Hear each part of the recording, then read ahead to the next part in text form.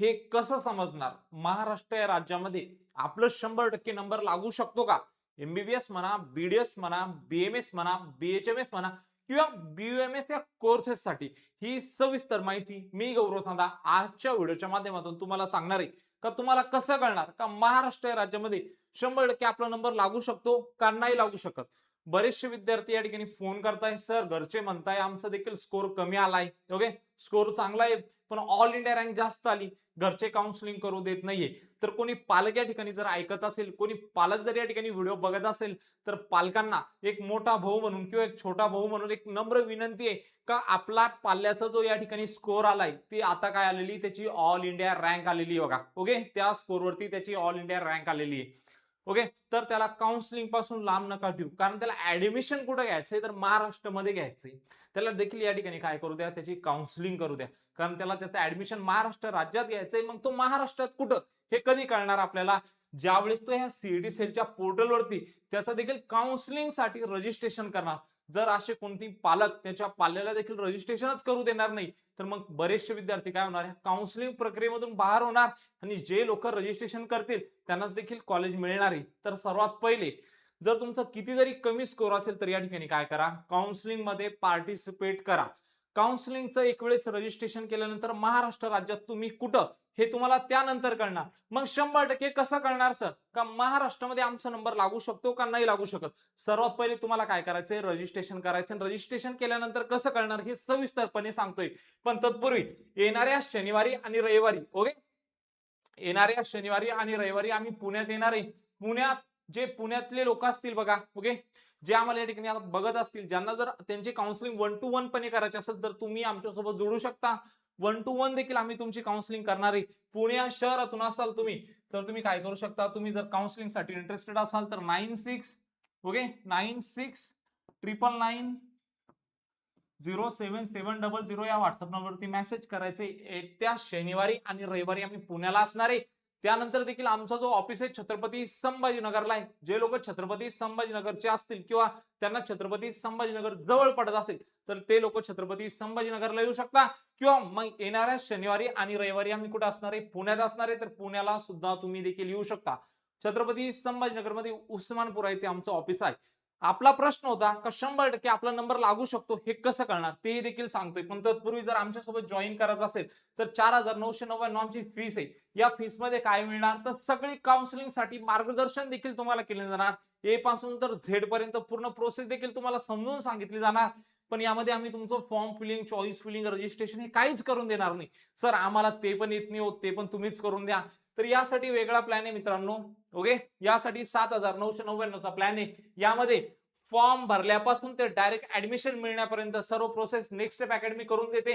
म्हणजे तुम्हाला काहीच करायचं नाही, फक्त तुमच्या व्हॉट्सअपला डॉक्युमेंट पाठवायचे, तुमचं रजिस्ट्रेशन, चॉईस फिलिंग सगळं आम्ही करून देऊ.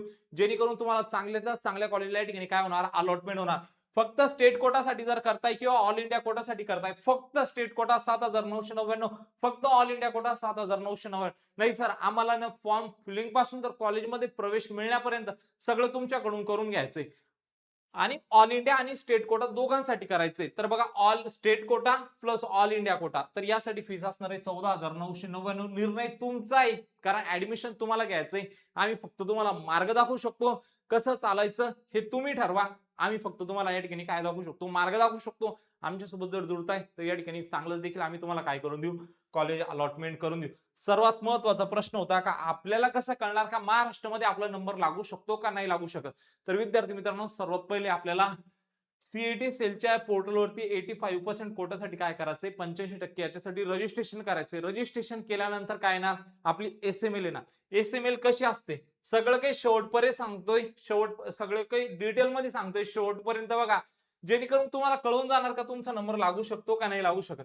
सर्वात पहिले जर हे लास्ट इयरचं 2025चं पोर्टल आहे बघा, या पोर्टलवरती जर आलो, जे विद्यार्थी या ठिकाणी काय करतात, पोर्टलवरती रजिस्ट्रेशन करतात. ओके, पोर्टलवरती ज्यावेळेस तुम्ही रजिस्ट्रेशन करतात, रजिस्ट्रेशन केल्यानंतर काय येते, तुमची या ठिकाणी एक मेरिट लिस्ट येते. मेरिट लिस्ट काय असते सर, बघा जेवढ्या लोकांनी या ठिकाणी रजिस्ट्रेशन केले त्यांची एक अशी मेरिट लिस्ट येणार. या मेरिट लिस्ट मध्ये काय असणार, कॅन्डिडेटचं नाव असणार, त्याचा सीईटी सेलचा ऑनलाईन फॉर्मचा नंबर असेल, त्याचा रोल नंबर असेल नीटचा, आणि या ठिकाणी महाराष्ट्र राज्यामध्ये तो कुठं, ओके, त्याचा रँक असेल, हा महाराष्ट्रातील त्या विद्यार्थ्याचा रँक आहे, आणि ऑल ओव्हर इंडियामध्ये त्याचा कुठं होता हे सगळं आपल्याला यावरून कळणार. ओके, म्हणजे ज्या विद्यार्थ्याचा ऑल इंडिया रँक किती होता, 10 होता, तो महाराष्ट्र राज्यात किती होता, 1 नंबरला होता. बरं, आश्रय विद्यार्थी जो सगळ्यात शेवटी जर गेलो आपण या ठिकाणी सगळ्यात स्क्रोल केलं पीडीएफ ला खाली, ज्या विद्यार्थ्याचा ऑल इंडिया रँक या ठिकाणी किती होता, या ठिकाणी 13,19,363 होता, तो महाराष्ट्रामध्ये किती नंबरला होता, 60,021 नंबरला होता. तर ऑल इंडिया रँक तुमचं खरं कट ऑफ ठरवत नाही. खरं कट ऑफ कुठून कळणार, ज्यावेळेस तुम्ही पोर्टलवरती रजिस्ट्रेशन करणार, रजिस्ट्रेशन केल्यानंतर आपलं एसएमएल येणार, आणि एसएमएल वरून काय कळणार आपल्याला, आपलं खरं कट ऑफ देखील या ठिकाणी कळणार. सर हे तर एसएमएल चं सांगितलं, तुम्ही बोलले होते का 100% नंबर कसं लागू शकतो हे देखील मी तुम्हाला सांगणार आहे, तर ते देखील मी तुम्हाला सांगतोय. सर्वात पहिले काय करायचंय, आता इथं या एसएमएल ला थोडं स्क्रोल करतो, आता आपल्याला परफेक्टपणे कसं आहे या ठिकाणी अनालिसिस करता येणार. ओके, थोडा आणखी स्क्रोल करतोय. समजा आपण या ठिकाणी आलो, ओके, आता बघा या ठिकाणी एक कॅन्डिडेट आहे बघा, ओके, एक कॅन्डिडेट आहे, हे बघा कॅन्डिडेट हाय, याचा सिरियल नंबर महाराष्ट्रामध्ये किती नंबरला आहे, 697 नंबरला आहे, आणि ऑल इंडिया रँक किती बघायचा, याचा ऑल इंडिया रँक आहे बघा 8,722. ओके, हा त्याचा काय नीटचा रोल नंबर आहे. ओके, ऍप्लिकेशन नंबर, याचं नाव काय, ओंकार काळे. ओके, कॅन्डिडेट मेल आहे, आणि एससीबीसी मधून किती नंबरला आहे, 62 नंबरला आहे. ओके, एससीबीसी या कॅटेगरीवरून 62 नंबरला आहे. मग खरं कसं कळणार का आपला नंबर लागू शकतो का नाही, तर यासाठी काय करावं लागते, पोर्टलवरती ज्यानंतर आपण रजिस्ट्रेशन करतो ते एक अशी आपली सीट मॅट्रिक्स येते. ओके सर, सीट मॅट्रिक्स काय असते, तर आपल्या कॅटेगरीमधून सीटचं डिस्ट्रीब्युशन कसं केलंय. ओके ओके, आपल्या कॅटेगरीमधून देखील किती जागा कोणत्या कॉलेजला हे कसं कळते, सीट मॅट्रिक्स मधून कळते. आता बघा, grand medical college Mumbai, total जागा किती, 250. ऑल इंडिया कोट्यातून किती भरल्या जातात, 38. मग ज्यावेळेस तुम्ही बघणार एससी या कॅटेगरीतून जनरलच्या 17 जागा आहे, वुमनच्या 8 जागा आहे, बरोबर.